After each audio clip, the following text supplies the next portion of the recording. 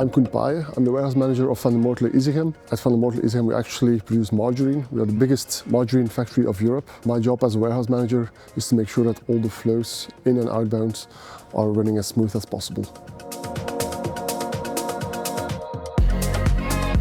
So we had the racks already, so the racks were rebuilt in 2016 and we did not want to change the layout of the warehouse too much. We needed to make sure that we were able to have a very smooth transition from manual to automated warehouse.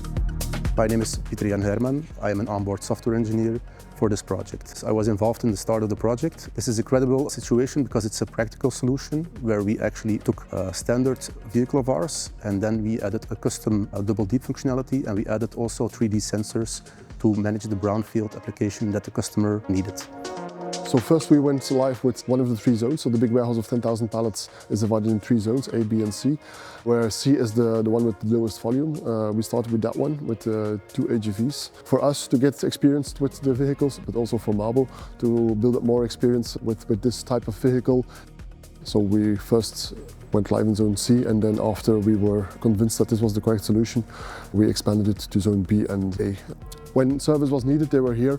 Also during the go live periods, for the first 1 or 2 weeks, there was someone in Isegem continuously, so 1 person per shift from Mabo to give the support to the operators, because they did have experience, Mabo had the experience, and that was a very good way to share the experience of how to operate with the systems.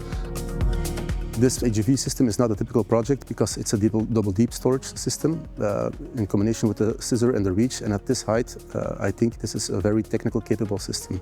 What I'm personally most proud of, I was there in the beginning of the project and then seeing it grow to the project it is and see what Mabo is technically capable of. That makes me, every time I come here, very proud to see the system actually work in this challenging environment.